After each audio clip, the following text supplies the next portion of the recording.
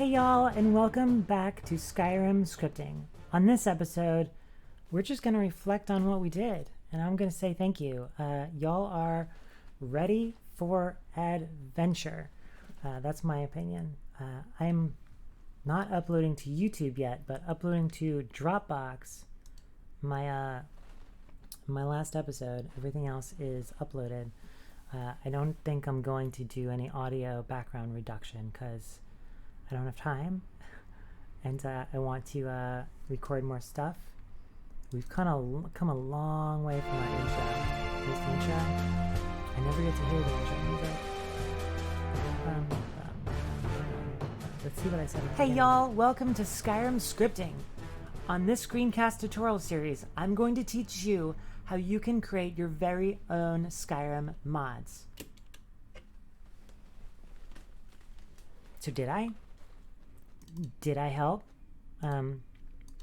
Is there one person out there? Is there one person out there that these episodes helped? We did an intro.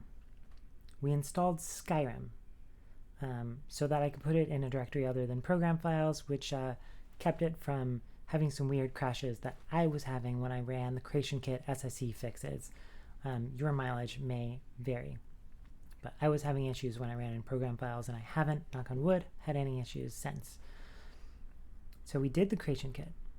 We went over mod managers, and we are using both Vortex and Mod Organizer 2, and we're loving both, and we're using them for different things. We're using Vortex to manage our data folder when we need it, which is usually when we use the debugger. We went over Visual Studio Code. We got set up so that we could edit everything, edit all of our scripts outside of the Creation Kit. That one's called Writing Scripts Outside of Creation Kit. We went through the Papyrus compiler. We went through Pyro. Thank you, Fire, for that. And thank you, Joel Day, for the Visual Studio extension, which is just amazing. Learn about SKSE, and not just from the, not just like, hey, install it the way that mod users install it. We used it, and we learned a little bit about why you need it, why mod managers use it, why mod authors use it. We have not made an SKSE plugin, that's C++. I'm going to see if I can get into that, but I want to record some other fun screencasts first. But C++ is super duper on my list if we can get to it. Debugger. I hope you like the debugger. The debugger is dope. When you need it, it's fantastic. This was a weird one. We went through the Papyrus basics. This was like 3 hours or something. 2 hours and 53 minutes of doing all kinds of random coding. We gave our players gifts for the holidays, like iron daggers and crimson nern roots, apparently. It's a good one. There's great documentation out there on Papyrus and other playlists on YouTube from other authors showing you how to do it. So I hope you liked it. I just kind of winged it. And I think we went through most of the things that you would want to learn. I tried to slow down for y'all. Common Libraries was one of my favorite. It was long, but we went through an incredible amount of things. You can get the selected hydrated. Do we have an example of a UI coming up? When did we do the UI? There we go. And all this so you get the colors. Here we go. We made this little, looks like we have to do something else. We made those little menus work. Message box. We made like a wheel menu work. Cool UI stuff. And we learned to write to files. We learned to read from files, including JSON files. So we could log custom stuff by ourselves if we wanted to. We learned how to save things using storage util a little bit. So Papyrus util, we used a little bit of Papyrus extender. We used libfire for a nice function. I'm probably forgetting something. I wanted to do I want widgets, but I'm sorry, I want widgets. I didn't get to you in time.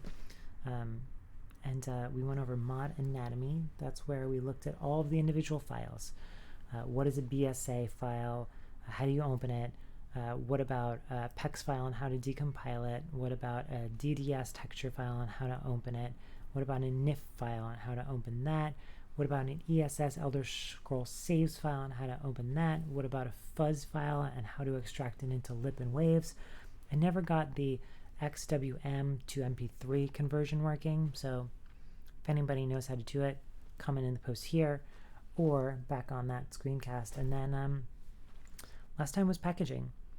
We spent about 40 minutes making a mod first, a mod that had a decent amount of a decent amount of stuff to it. It had a mod configuration menu that made a change to the behavior of the mod. The mod did something. It printed out a message when you pick stuff up based on your mod configuration menu. We translated it only into English, but we have the translation files all set up so that you can translate it into whatever languages you want. And we even added a cute logo. And we went over different ways to compile your BSA and zip files based on if you're making a scripting utility that other modders might want to reference your PSC source code files for, versus if you're just making a mod and probably it's very likely no one wants your PSC files and you can keep everything in your BSA. But that's totally up to you. And now we're here.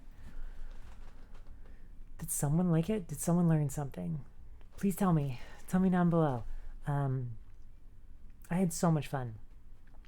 I'd been writing code for about 16 years, and I only got into Skyrim modding a couple months ago. Like everyone else, I was installing hundreds of mods, and then one day I tweaked a mod because it wasn't working quite well enough for me, and then I got hooked. I like the scripting, obviously. This is called Skyrim scripting. That's going to be the name of the YouTube, although it might be under my Mrauper user. We'll see. I'm just having so much fun with it. I want to make more screencasts. There's so many screencasters out there. If I have a niche, if you will, I think it'll be scripting. Dark Fox does everything, and other folks do tons of things out there. Even though it's 2021 right now, it seems like a golden age of Skyrim modding. It's really incredible. Skyrim is 10 years old. We've gone through Legendary and Special Edition, and the community out there is it's really nice. I was surprised. I expected the community to be kind of douchey, kind of bro-y, which it is in some places. But for the most part, everybody's nice and everybody just wants to help one another and help one another learn. I will say, when you do post your stuff to Nexus, I would personally request that you make your mod as freely usable as possible. I personally will even check the box that says, no, you don't need to attribute this content to me. Use this content however you want. Use what I put out there in your mods however you want to make our game players happy. That's what it's all about. This is all about making the players happy, and it's about you having fun making mods. So I hope that this helped a little bit. So I had so much fun. I can't believe I'm gonna go post this. I worked on this for a while. I did a bunch of takes for like a week. I did like 4 different takes of a number of them, and here we are. One of them is still finishing uploading, and I'm about to remux this one into MP4, so I'll upload this one as well. Thank you so much, and as always, happy modding. Thank you, everyone.